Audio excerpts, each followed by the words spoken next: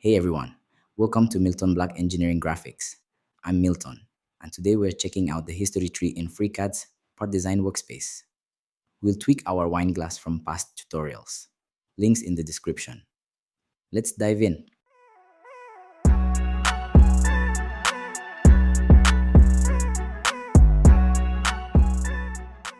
In the model panel, under body, the history tree lists all actions for our wine glass, like sketches, revolves, and fillets.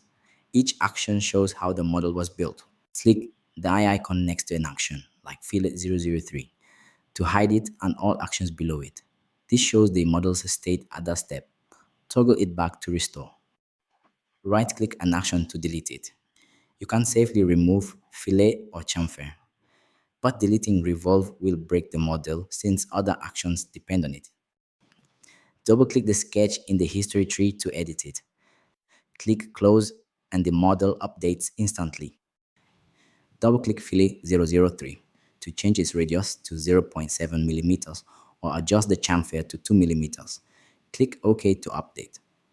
Undo with Ctrl plus Z if needed. That's it, folks. The history tree makes editing your FreeCAD designs a breeze. Like this video?